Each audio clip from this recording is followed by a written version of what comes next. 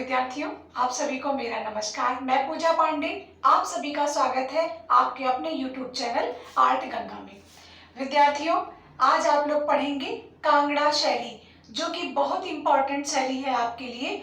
और कांगड़ा शैली से 2 प्रश्न 3 प्रश्न जरूर बनते हैं, तो यह बहुत महत्वपूर्ण शैली है, इसको आप लोग आज पढ़ेंगे। और विद्यार्थियों, एक बात कि जैसा कि डेट आ गई है एग्जाम की आप लोगों की, तो उससे बड़ा घबराहट है लोगों को, बड़ा हड़बड़ी मच गया है। देखिए, हड़बड़ी हो क्यों ना, ये आपके फ्यूचर की बात है और आपका करियर इसमें से जुड़ा होता है, तो इसलिए हड़बड़ी की तो बात जाहिर है बनना ही है। लेकिन विद्यार्थियों, एक बात ये कि जब आपने इतनी पढ़ाई कर रखी है तो हड़बड़ी की क्या बात है। देखिए विद्यार्थियों, अभी समय है, ऐसा नहीं है कि समय नहीं है आपके पास, आप लोग पढ़ नहीं पाएंगे, ऐसा कुछ भी नहीं है। अभी आप लोगों के पास 40 डेज का, आज से अगर देखा जाए तो 40 डेज का टाइम है और 40 दिन बहुत होते हैं पढ़ाई के। ऐसा नहीं, अगर आपने पढ़ा है तो, अगर आपने पढ़ा है तो उसको समझने का, उसको पेपर सॉल्व करने का 40 दिन सफिशिएंट है। और विद्यार्थियों, जैसा कि आप लोग जानते हैं कि मेरी ऑनलाइन क्लासेस चलती हैं, चल भी रही हैं, और इस समय में आप लोगों को आधुनिक चित्रकार, आप लोगों का मतलब जो हमारे यहाँ लाइव क्लास लेते हैं हमारे यहाँ के स्टूडेंट, हम उनको इस समय आधुनिक चित्रकार पढ़ा रहे हैं। इसके बाद हम उनको फंडामेंटल आर्ट पढ़ाएंगे, जो कि आपके पेपर का एक बहुत बड़ा पोर्शन होता है एक परीक्षा को अचीव करने का। तो आधुनिक समकालीन चित्रकार और फंडामेंटल आर्ट और थोड़ा सा यूरोपीय कला और विविध प्रश्न, करेंट अफेयर्स, जैसे कि पत्र पत्रिकाएं हैं, संग्रहालयाज हैं, आपके म्यूजियम है, कहाँ पर लाइब्रेरीज हैं, ऐसे प्रश्न आप लोगों से पूछे जाते हैं कि ये कहाँ है, यह पत्रिका कहाँ से प्रकाशित होती है, कुछ इस तरीके के प्रश्न। और निश्चित तौर पर अब जैसा कि ट्रेड बदल चुका है परीक्षा का ट्रेड बदलने का मतलब है आपका सिलेबस नहीं बदला है, ठीक है। तो सिलेबस वही रहेगा विद्यार्थियों, लेकिन थोड़ा सा जैसे कहते नहीं आधुनिकता आ गई है, तो आपके परीक्षा में भी आधुनिकता आ गई है, इसलिए ऐसे प्रश्नों का पूछा जाना तो स्वाभाविक बनेगा। इसलिए ऐसे प्रश्न जरूर पूछे जाएंगे और आप लोग पढ़ाई करें, समझें उसको कि कहाँ से प्रश्न आ रहे हैं, हम ज़्यादा से ज़्यादा प्रश्नों को देखिए। विद्यार्थियों, एक बात और कि इस बार की परीक्षा में आप सभी को पता है कि आपका जो एक इंटरव्यू होता था, वह इंटरव्यू टीजीटी की परीक्षा में नहीं है। मैंने पहले भी बता रखा था कि टीजीटी की परीक्षा में इस बार का इंटरव्यू नहीं होगा, प्रवक्ता में है लेकिन टीजीटी में नहीं है। तो विद्यार्थियों, यह मौका जो है बहुत अच्छा है। एक तो आप लोग खूब समझ रहे होंगे कि इंटरव्यू न होने का मतलब तो सबसे अच्छा एक तरीका ये है कि आपका रिजल्ट बहुत जल्दी पास आउट होगा, बहुत जल्दी रिजल्ट आएगा और बहुत ही कम समय में आपकी ज्वाइनिंग भी हो जाएगी, क्योंकि इंटरव्यू की वजह से सारा मामला अभी तक जो है लटका रहता था, जल्दी रिजल्ट नहीं आता था, ज्वाइनिंग नहीं होती थी। लेकिन इंटरव्यू नहीं होने के कारण बहुत जल्दी रिजल्ट और बहुत जल्दी ज्वाइनिंग होने वाली है। तो इसलिए विद्यार्थियों, मैं सभी अपने विद्यार्थियों से यही कहूंगी, खूब ज़्यादा एकदम लग जाइए अपनी परीक्षा को अचीव करने के लिए, अपने एग्जाम को क्वालिफाई करने के लिए, और एक बहुत बढ़िया भविष्य पाएंगे आप लोग। तो विद्यार्थियों, आज आप लोग पढ़ेंगे कांगड़ा शैली। कांगड़ा शैली बहुत महत्वपूर्ण शैली है। यहाँ से एक तो प्रश्न हमेशा संसार चंद्र का पूछा जाने वाला है। कांगड़ा शैली के संस्थापक कौन थे, कांगड़ा शैली का चरमोत्कर्ष किसके समय में होता है, ऐसे प्रश्न जो हमेशा पूछे जाते हैं। तो वो तो नॉर्मली है, वो तो आएंगे ही, लेकिन आपको इसको डीप में पढ़ना है। हो सकता है यहाँ से प्रश्न, उलझाऊ प्रश्न भी बनते हैं। तो विद्यार्थियों, कांगड़ा शैली को, ये पहली बात तो आप ये जानेंगे कि यह शैली किसकी उपशैली है। तो यह पहाड़ी शैली की उपशैली है, पहाड़ी शैली की उपशैली है। और इसका जन्म किस शैली से होता है, अपनी खुद की पहाड़ी शैली से। इसका जन्म किस शैली से होता है, तो गुलेर से। इसका जन्म किससे होता है, गुलेर से होता है। गुलेर शैली, जो कि आप लोग पढ़ चुके हैं, गुलेर शैली से। कांगड़ा शैली का जन्म गुलेर शैली से माना जाता है या होता है। अब यहाँ पर सबसे महत्वपूर्ण बात है कि इसके अन्य नाम क्या हैं, तो इसके अन्य नाम, कांगड़ा के उपनाम या अन्य नाम क्या है? इसको सुकुमार शैली,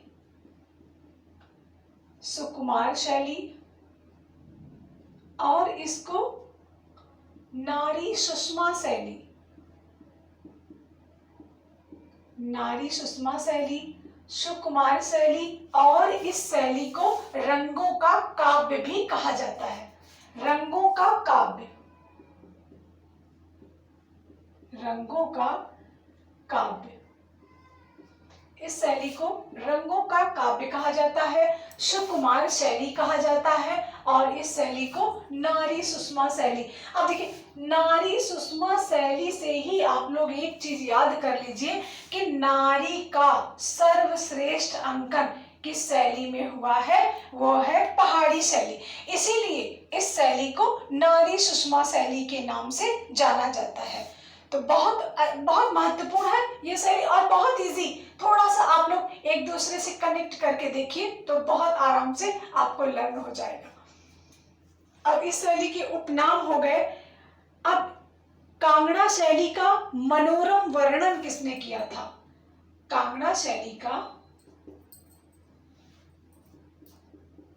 कांगड़ा शैली का मनोरम वर्णन, अब मनोरम वर्णन किसने किया? अंग्रेज यात्री मूरक्राफ्ट ने। किसने किया? अंग्रेज यात्री मूरक्राफ्ट ने। अंग्रेज यात्री मूरक्राफ्ट ने। अब इस शैली का मनोरम मतलब, अगर बात आती है कि कांगड़ा की प्रशंसा, कांगड़ा की प्रशंसा किस अंग्रेज यात्री ने की है? वह है मूरक्राफ्ट ने। देखिए विद्यार्थियों, थोड़ा सा सहजता के साथ पढ़िएगा, गंभीरता के साथ पढ़िएगा, घबराने की जरूरत नहीं है। अभी आपके पास सफिशिएंट समय है, ऐसा नहीं है कि आज परीक्षा हो रही है।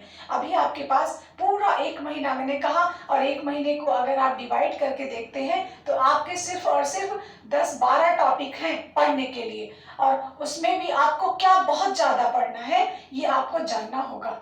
तो अगर इस तरीके से आप पढ़ते हैं तो नो प्रॉब्लम, नो डाउट, आपका सिलेक्शन श्योर है।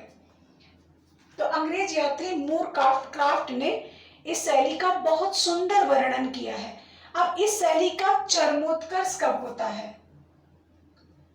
चरमोत्कर्ष, देखिए सभी शैलियों के, देखिए विद्यार्थियों, सभी शैलियों के उत्कर्ष, चरमोत्कर्ष। देखिए उत्कर्ष और चरमोत्कर्ष में क्या फर्क होता है?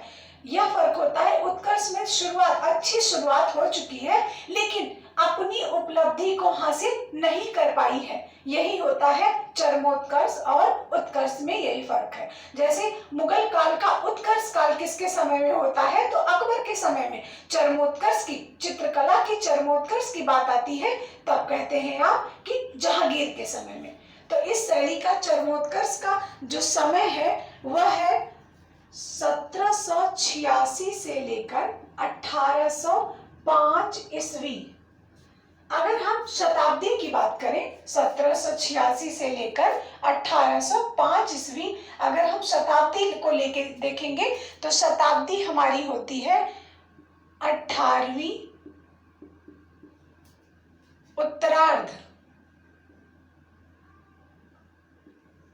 और 19वीं पूर्वार्ध। 18वीं उत्तरार्ध है ये, 18वीं शैली का अंतिम समय, ये इसका 17वीं से 18वीं, जैसे 17 आप क्रॉस करेंगे 18वीं शताब्दी लग जाता है। तो 18वीं शताब्दी का उत्तरार्ध है और 19वीं शताब्दी शुरू हो रही है। तब देखिए यहाँ से 1805 हो गया ना, तो 1805 में 19वीं शताब्दी की शुरुआत हो चुकी है। तो 19वीं शताब्दी का पूर्वार्ध है और 18वीं शताब्दी का, और जैसे कभी कभी होता क्या है कि आपको समय भी दे दिया, मान लीजिए समय ना दिया और आपको शताब्दी में पूछ दिया, तो क्या करेंगे आप? तो दोनों चीजें जानते रहिए। तो ये इस शैली का चरमोत्कर्ष मोस्ट इंपॉर्टेंट है। कब होता है? 18वीं शताब्दी के उत्तरार्ध से लेकर 19वीं शताब्दी के पूर्वार्ध में इसका चरमोत्कर्ष या स्वर्ण एज या गोल्डन एज होता है कांगड़ा शैली का। अगर हम बात करें कि यहाँ पर कौन से वंश थे कांगड़ा में, वंशज किसके थे, वंश कौन से थे? तो कचोट वंश था, कचोट वंश। यहाँ पर कौन सा वंश था? कचोट वंश था, कचोट शासक थे। यहाँ के शासक कैसे थे? कचोट शासक थे। और अब इसकी विशेषताएं, इसकी विशेषताओं से प्रश्न बहुत बनते हैं, तो कांगड़ा शैली की विशेषताओं में देखेंगे कि कौन सी विशेषता है। तो कांगड़ा शैली में विशेषता, और एक यहाँ का जो शासक है, कचोट वंश का जो शासक है वह है राजा संसार चंद्र। इसको ध्यान में रखेंगे, राजा संसार चंद्र,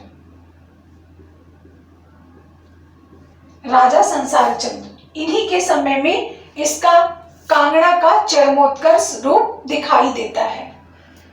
अब इसकी विशेषता में हम सबसे पहली विशेषता लेंगे रंग की। रंग यहाँ बहुत महत्वपूर्ण रंग है, और रंग कैसे लगाए गए हैं? चटकीले रंग लगाए गए हैं, गहरे रंग लगाए गए हैं। यहाँ पर चटकीले और गहरे रंगों की प्रधानता है, चटकीले और गहरे रंगों की प्रधानता है।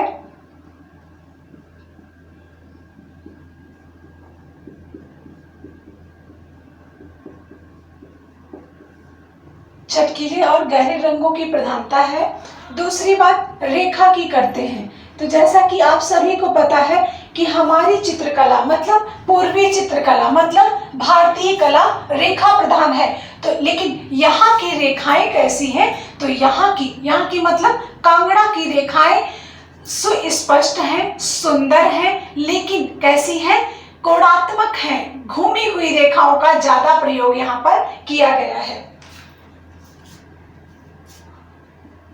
तो कोणीय रेखाओं का भी यहाँ पर प्रयोग हुआ है, कोणीय रेखाएं यहाँ पर बनी है।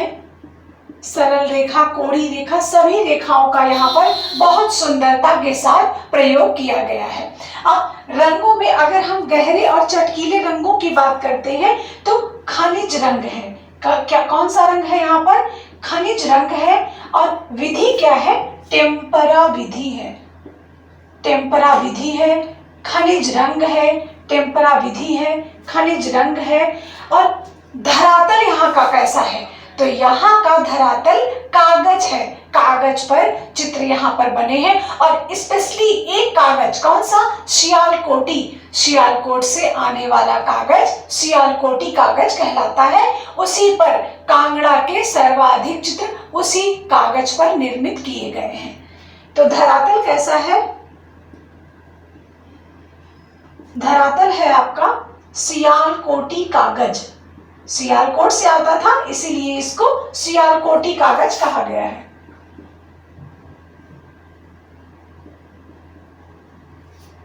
सियालकोटी कागज का प्रयोग यहाँ पर हुआ है। ये कागज सियालकोट से आता था इसीलिए सियालकोटी कागज कहा गया है। अब रंग हो गया, रेखा हो गया, धरातल हो गया आपका। अब विषय, यहाँ के जो चित्रण विषय है वो क्या है? चित्रण विषय। देखिए यहाँ पर विविध विषयों का, यहाँ पर विविध विषयों का, विविध मतलब बहुत सारे, रामायण, महाभारत, सप्तशती, 12 मासा, राग रागिनी, कवि प्रिया, सभी का अंकन, यहाँ तक कि भागवत पुराण, इन सभी का अंकन हुआ है। लेकिन विषय की विविधता होते हुए भी सर्वाधिक चित्रण कृष्ण लीला से संबंधित सर्वाधिक चित्रण हुए हैं। विषय की विविधता भी है खूब, लेकिन चित्रण स्पेशली की बात अगर आएगी, एक की बात अगर आएगी तो वह होगा क्या? कृष्ण लीला से। कृष्ण पूरी राजस्थानी और पहाड़ी दोनों को अगर हम देखेंगे तो पूरी राजस्थानी और पहाड़ी में सर्वाधिक कृष्ण लीला से संबंधित चित्र कहाँ बनाए गए हैं? आपकी कांगड़ा में बनाए गए हैं, पहाड़ी में बनाए गए हैं। पहाड़ी शैली पहले अगर नहीं है तो उसकी उपशैली कांगड़ा शैली में बनाए गए हैं।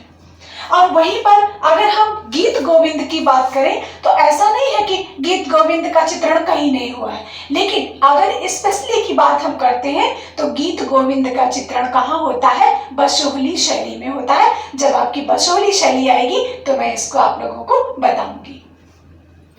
तो यहाँ पर चित्रण विषय की विविधता है और कैसे चित्र है? धार्मिक चित्रण है, धार्मिक चित्रण है। सप्तशती, दुर्गा सप्तशती, रति रहस्य, सप्तशती, रति रहस्य, भागवत पुराण। लेकिन अगर हम सर्वाधिक की बात करें कि सबसे ज्यादा चित्रण किसके हुए हैं, तो राधा कृष्ण के सर्वाधिक चित्रण, या हम कह सकते हैं कृष्ण लीला से संबंधित सर्वाधिक चित्रण पहाड़ी में हुआ है। और पहाड़ी की स्पेशली शैली की अगर हम बात करेंगे तो कांगड़ा में हुआ है। अब हम चित्रण विषय हो गया आपका, धरातल हो गया आपका। अब हम बात करेंगे कि यहाँ पर ये शैली क्या है। अभी तो आपने ये पढ़ा कि ये शैली पहाड़ी शैली, ये आपकी कांगड़ा क्या है। तो कभी भी पूछ दे, कांगड़ा प्रसिद्ध है चित्रकला के लिए, कांगड़ा प्रसिद्ध है चित्रकला के लिए या चित्रकारी के लिए प्रसिद्ध है, चित्रकारी के लिए। और यह शैली है क्या? लघु चित्रण शैली है। क्या है? लघु चित्रण शैली है। ध्यान रखेंगे विद्यार्थियों, बहुत ही महत्वपूर्ण प्रश्न, बहुत छोटे छोटे प्रश्न होते हैं, ऐसा नहीं है कि बहुत। जैसे अगर आपसे पूछ लिया जाए कि नंदलाल बोस किस शैली के कलाकार हैं, और वही बंगाल शैली दे दिया, वही नौ बंगाल शैली दे दिया, बंगाल शैली को तुरंत छोड़ देना है, नौ बंगाल शैली पर आ जाना है। अगर बंगाल शैली के कलाकार हैं अवनींद्रनाथ टैगोर, नंदलाल बोस और आपके असित कुमार हल्दर और ये आपके क्षितिज मजूमदार, तो और ABC करके दे दिया, एक को निकालना कह दिया, आप किसको निकालेंगे? नंदलाल बोस को हटा देंगे। उस समय थोड़ा सा जो ऐसे प्रश्न होते हैं वो आपके ऑप्शन पर डिपेंड करते हैं, कैसा आपका ऑप्शन दे रखा है। तो विद्यार्थियों, बहुत अच्छी तरीके से, मुझे लगता है कि बहुत अच्छी तरीके से आपको ये चीजें समझ में आई होंगी। जैसे ही पहाड़ी खत्म होती है, हम हमेशा सीक्वेंस से चले हुए हैं और सीक्वेंस से ही चल रहे हैं, घबराए नहीं, धैर्य रखें, पेशेंस रखें, पेशेंस रख के पढ़ाई होती है। और विद्यार्थियों, समय है, पर्याप्त है। जो विद्यार्थी पढ़ चुके हैं, एक बार जान चुके हैं चीजों को, उनके लिए आसान हो जाएगा, ऐसा नहीं है। हमारी वीडियोस आपको बहुत लाभ देंगी, ये मुझे एकदम 100% पता है, क्योंकि मैं जानती हूँ कि मैं फालतू की चीजों को नहीं पढ़ाती हूँ, जो आपके लिए बहुत ही जरूरी है, उन्हीं चीजों को मैं पढ़ाती हूँ आपको विद्यार्थियों। तो ये मुझे पता है कि कहाँ से क्वेश्चन ज्यादा पुटअप होते हैं। ये ऐसा अभी तो बहुत दिन का जो एक एक्सपीरियंस रहा है, उसके आधार पर हम ये अनुमान लगाते हैं कि ये क्वेश्चन यहाँ से ज्यादा पूछे जाते हैं और उन्हीं चीजों को हम ज्यादा फोकस करते हैं और रिजल्ट हमारा सबसे अच्छा, सबसे बेहतर रिजल्ट आएगा। तो विद्यार्थियों, आप सभी लोग देर ना करते हुए पहले तो बुक्स खरीदें विद्यार्थियों, और बुक्स लेकर पढ़ाई करें। उसके साथ साथ आप हमारी ऑनलाइन क्लास जरूर लें। अभी समय है, अभी आपका आधुनिक समकालीन चित्रकार चल रहा है, इसके बाद आप लोगों का फंडामेंटल आर्ट चलेगा, जो कि आपके एक परीक्षा एग्जाम का एक बहुत बड़ा टॉपिक होता है, बहुत बड़ा पोर्शन होता है। और इसके बाद आप लोगों के जो विविध प्रश्न रहते हैं वो तो मान के चलिए 3-3.5 घंटे की क्लासेस में बहुत समझ में आएगा आपको। और टेस्ट दीजिए, अपनी क्षमता को, अपनी पढ़ाई को अपने आप एनालाइज करिए कि आप कहाँ पर हैं, कितना चूक आपने कर रखी है, सारी चीजें आपको क्लियर होती चलेंगी विद्यार्थियों। धन्यवाद विद्यार्थियों, ऐसे पढ़ते रहिए, आगे बढ़ते रहिए और सिलेक्शन लीजिए। मैं तो ये कहूंगी कि हमारे यहाँ जितने स्टूडेंट पढ़ते हैं, ईश्वर करे सबका सिलेक्शन हो। और मैं सिलेक्शन के आधार पर ही पढ़ाती हूँ कि कितना आपको पूछा जा सकता है और कितना मैं आपको पढ़ा दूं, समझा दूं, रटा दूं कि उससे आपका सिलेक्शन हो जाए। धन्यवाद विद्यार्थियों, ऐसे ही पढ़ते रहिए और हमारे चैनल को सब्सक्राइब जरूर करिए, लाइक करिए, ढेर सारा कमेंट्स करिए। धन्यवाद विद्यार्थियों।